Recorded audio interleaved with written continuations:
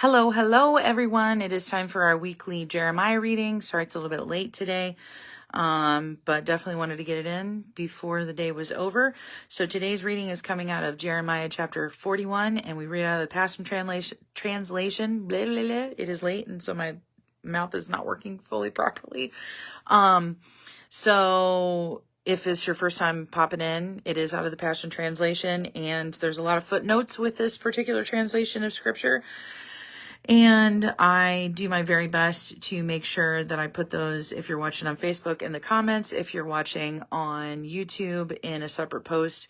Last week's video has not been uploaded yet, so when I upload this one tomorrow to YouTube, I will also upload the footnotes, and the footnotes will be there tomorrow. I'm not going to do it tonight, for both last week's chapter as well as this week's chapter. So without further ado, before it gets any later, let's get into our chapter for today, chapter 41 of the book of Jeremiah in the Passion Translation. Ishmael assassinates Gedaliah. Oh yeah, this is where we left off. We left off cliffhanger last week. But in the 7th month of that same year, Ishmael, son of Nethaniah and grandson of Elishama, came to Mizpah with 10 of his soldiers. He had been one of the king's officials and was a member of the royal family. Ishmael and his men had a meal together with Gedaliah in Mizpah. Then suddenly Ishmael jumped up with his armed men and killed Gedaliah, the son of Ahikam, grandson of Shaphan. They killed Gedaliah, the man whom the king of Babylon had appointed governor in the land. Ishmael also struck down all the Israelites who were with Gedaliah at Mizpah, and the Babylonian soldiers who happened to be there as well. The very next day, before anyone knew of it, 80 men arrived from the towns of Shechem, Shiloh, and Samaria. They were on their way to the temple to offer gifts of grain and incense to Yahweh. They had shaved off their beards, torn their clothes, and cut themselves because they were mourning.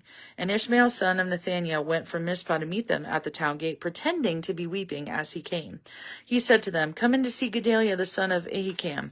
But after they had entered the gates, Ishmael and the men with him slaughtered them and cast their bodies into a cistern. He spared 10 of the men who said to Ishmael, "Don't kill us," because they offered to give him supplies of wheat, barley, olive oil, and honey they had hidden in a field. Now he threw all the bodies, including Gedaliah's, into the large well that had been dug by King Asa of Judah when he was invaded by King Baasha of Israel. Then Ishmael took captive the king's daughters and all the people who were left at Mizpah, whom Nebuzaradan, the captain of the guard, had committed to Gedaliah. Ishmael took them captive and crossed over the Jordan to join up with the Ammonites.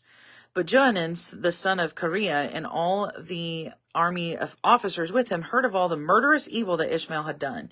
So they took all their men and went to fight against Ishmael, the son of Nethaniah. They caught up with him at the great pool that is Gibeon. And when all the captives who were with Ishmael saw Johanan and all the army officers, they rejoiced.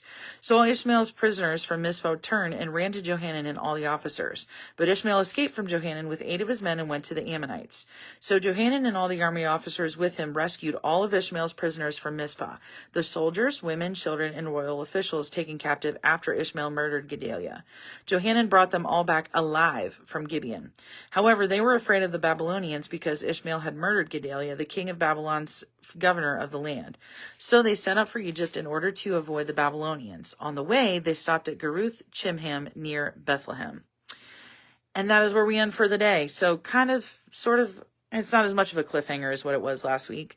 However, I'm excited to see what's in chapter 42 next week. Be sure and be looking tomorrow for the footnotes for this chapter and then also last week's chapter. I have them in my phone and I totally forgot to upload them last week. Just kind of slipped my mind. Sundays have gotten a little bit busy, which is why I'm on later tonight. And so, and if you watch it on YouTube, I'm so sorry that these are getting posted a little bit later than what they normally do.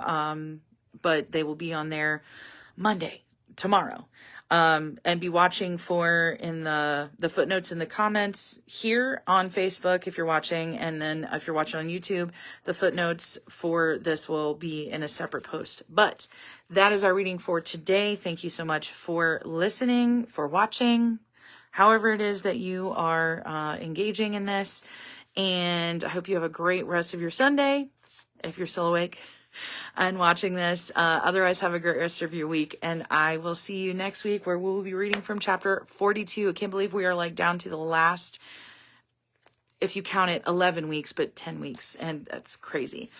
So yeah, we're going to see what happens to the survivors next week. So be sure to tune in next week, and I will see you guys then. Bye.